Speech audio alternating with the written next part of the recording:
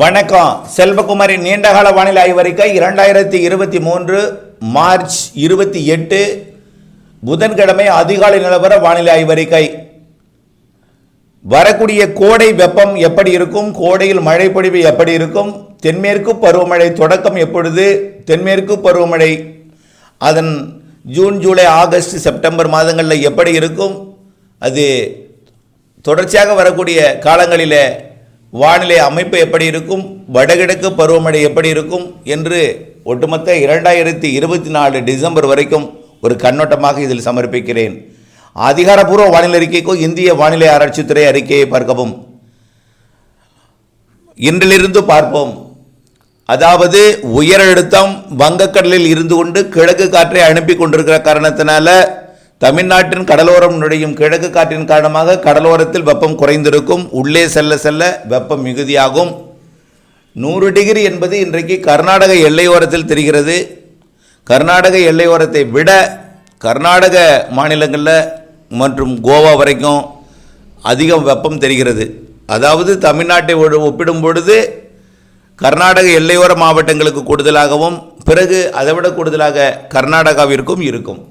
இன்றைக்கு நாளைக்கு உயரழுத்தம் வட இந்திய நிலப்பகுதிகளுக்கும் தமிழ்நாட்டின் நிலப்பகுதிகளுக்கும் மார்ச் முதல் வாரத்தில் வந்து மேற்கத்திய இடையூறின் காரணமாக வட மாநிலங்களில் இமயமலை ஒட்டிய மாநிலங்களில் காஷ்மீரை ஒட்டிய மாநிலங்களில் தலைநகர் டெல்லி வரைக்கும் இடிமின்னல் மழை பொழிவு மார்ச் 1, 2, 3 தேதியில் கொடுக்க இருக்கிறது. அதே நேரத்தில் கேரளாவிலும் ஆங்காங்கே மழை இருக்கும். மார்ச் 1, 2 தேதிகளில் கேரள எல்லையோரத்தில் தூறல் இருக்கும் தமிழ்நாட்டிற்கு. அதுவும் தென்கோடி மாவட்டங்களாம் கன்னியாகுமரி திருநெல்வேலியில் அதுவும் மாஞ்சோலை ஊத்து உள்ளிட்ட பகுதிகளில் தூறல் இருக்கும் மார்ச் 1, 2, 3 தேதிகளில். அதற்கு முன்பு வானம் தெளிவாக இருக்கும். மதிய நேரத்தில் மேகமூட்டங்கள் உருவானாலும் மழைக்கு வாய்ப்பு பெரிதாக இல்லை. அப்படி இருந்தாலும் மாஞ்சோலை ஊத்து பகுதிகளுக்கு தூறலாம் தவிர பிற பகுதிகளுக்கு மழை வாய்ப்பில்லை. மார்ச் முதல் வாரம் மற்றும் 2வது வாரம் படிப்படியாக வெப்பம் உயரும். படிப்படியாக வெப்பசலனம் அடைக்கும் சாதகம் ஏற்படும். ஆனால் முதல் மழை தென்கோடி மாவட்டங்களாம் கன்னியாகுமரி திருநெல்வேலி மாவட்டங்களில் மேற்கு தொடர்ச்சி மலையில் தொடங்கும். மார்ச் 13 தென் மாவட்டங்களுக்கும் அதே போல் மேற்கு தொடர்ச்சி தென் மாவட்ட மேற்கு தொடர்ச்சி மலைக்கும் இருக்கும். மார்ச் 15க்கு மேல் ஒட்டுமொத்த கேரள எல்லையோர மாவட்டங்களுக்கு இருக்கும். தென் மாவட்டங்களுக்கும் கேரள எல்லையோர மாவட்டங்களுக்கும் மார்ச் 15க்கு மேல் கிடைக்கக்கூடிய மழை பொழிவு மார்ச் இறுதி மற்றும் ஏப்ரல் மாதம் முதல் மற்றும் 2வது வாரத்தில் மத்திய மாவட்டங்களுக்கும் ஏப்ரல் இறுதி அதாவது ஏப்ரல் பின்பகுதி 15ஆம் தேதிக்கு மேல் ஒட்டுமொத்த தமிழ்நாட்டிற்கும் மழை பொழிவு இருக்கும். ஆனால் ஒவ்வொரு மழையும் கோடை மழையும் வெப்பசலன மழை பொழிவாகவும் காற்று சுழற்சியுடன் இணைந்த மழை பொழிவாகவும் இருக்கும். வெப்பம் உயர்ந்து வெப்பம் புழுக்கம் வியர்வை எல்லாம் கொடுத்த பிறகுதான் அந்த மழைப்பொழிவை கொடுக்கும். எங்கே மழைப்பொழிவை பெற நாம் ஆசைப்படுகிறோமோ அந்த இடத்துல நாம் மழைப்பொழிவுக்கு முன்பு வெயிலையும் புழுக்கத்தையும் வியர்வையும் அனுபவித்தே ஆக வேண்டும். குறிப்பாக சேலம் மாவட்டத்தில் பார்த்தீங்கன்னா தலைநகர் சேலத்துக்கு பார்த்தீங்கன்னா கடுமையான வெயில். பேருந்துகளில் அந்த கைப்பிடிகளை கூட பிடிக்க முடியாத அளவிற்கு சூடு ஏறும் மே மாதம்லாம். அதே நேரத்தில் மாலையில் இடிமழை வரும். நாமக்கலும் அதுமாரி தான், ஈரோடு அதுமாரி தான். ஆக மழை பொழிவை கொடுக்கும். ஆனால் அதற்கு முன்பு கடுமையான வெயில் அடித்து வெப்பசலனத்தை ஏற்படுத்தி அதாவது வெப்பத்தால் காற்று லேசாக்கி மேலெடும்பி ஏற்காடு போன்ற மலைகளிலே அருகே குளிர்விக்கப்பட்டு மழை மேகங்களை உண்டு பண்ணி வரும். அதே போல் ஒவ்வொரு மலைப்பகுதிகளிலும் முதல்ல மழை உருவாகும். பிறகு இருவேறு காற்று இணைவு காரணமாக மழைப்பொழிவை ஏற்படுத்தும் என்று படிப்படியாக மழைப்பொழிவு மார்ச் 15 தேதிகளிலிருந்து தான் படிப்படியாக அதிகரிக்கும். ஏப்ரல் மேயில் கூடுதல் பரப்பு, ஏப்ரல் பின்பகுதியில் கூடுதல், பின்பகுதியை விட மே மாதத்தில் கூடுதல். ஆனால் மழைப்பொழிவை விட சராசரி வெப்பம் பரவலாக இருக்கும். மழைப்பொழிவு ஆங்காங்கே கூடுதலாக கொடுக்கும்.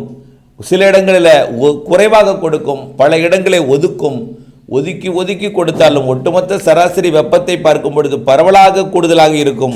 ஒட்டுமொத்த சராசரி மழையை பார்க்கும் பொழுது குறிப்பிட்ட இடத்தில் அதிகம் பெய்து ஒட்டுமொத்த சராசரியை கூட்டி கொடுக்கும்.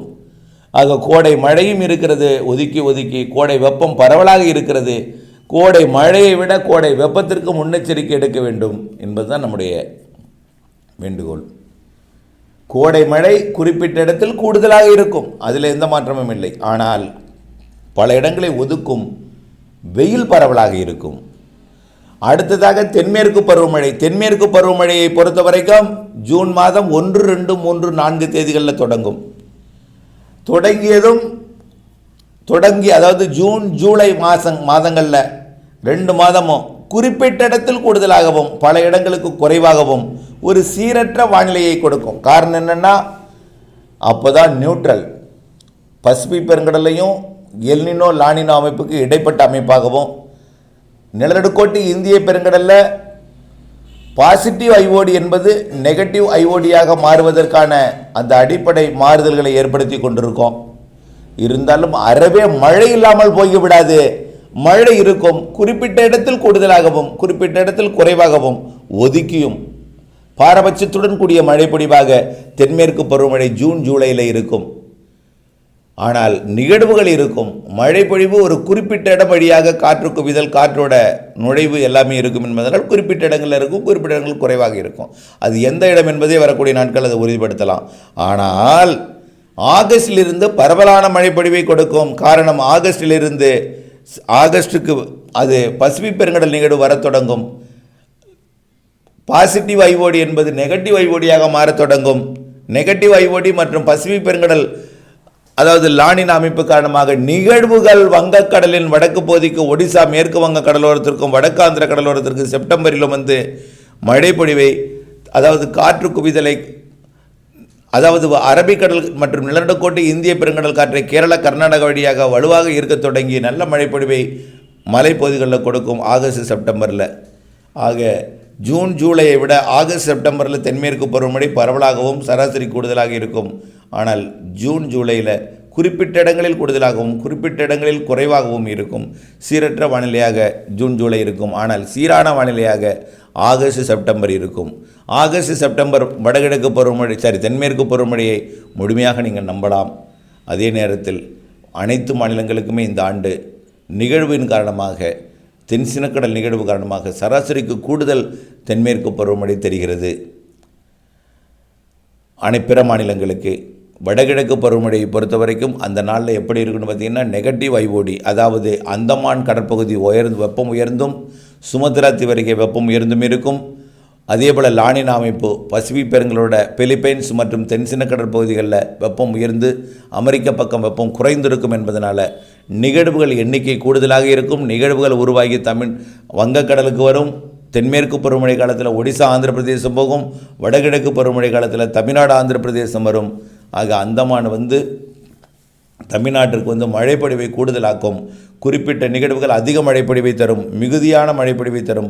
கடந்த ஆண்டு 4 நாளும் 8 மாவட்டத்துக்கு பாதிக்க மழையும், ஒரு 10 மாவட்டங்களுக்கு சராசரி மழையும், பிற ஒரு 10 மாவட்டங்களுக்கு சராசரிக்கு குறைவான மழைப்பொழிவையும் கொடுத்திருக்கிற நிலையில் இந்த ஆண்டு அந்த குறைவு என்றது பற்றாக்குறை என்பது இருக்காது. 10 மாவட்டங்களுக்கு சராசரி மழையும், 10 மாவட்டங்களுக்கு சராசரிக்கு மிகுதியான மழையும், ஒரு 8 மாவட்டங்களுக்கு சராசரிக்கு மிகுதியான மழைப்பொழிவையும் கொடுக்கும். வடகிழக்கு பருவமழை மிகச்சிறப்பாக இருக்கும். தென்மேற்கு பருவமழை ஆகஸ்ட் செப்டம்பரில் மிகச்சிறப்பாக இருக்கும். ஜூன் ஜூலையில் சிறப்பாக இருக்கும். குறிப்பிட்ட இடங்களில் சிறப்பாக இருக்கும். குறிப்பிட்ட இடங்களில் சற்று பற்றாக்குறையை கொடுத்து கொண்டிருக்கும். அந்த இடத்திற்கும் ஆகஸ்ட் செப்டம்பரில் கூடுதலாக்கிவிடும். இதுதான் இப்பொழுது நீண்டகால ஆய்வறிக்கை. தொடர்ந்து இணைந்திருந்து திட்டமிட்ட பணி செய்து லாபம் அடைய அன்போடு கேட்டுக்கொள்கிறேன். நன்றி.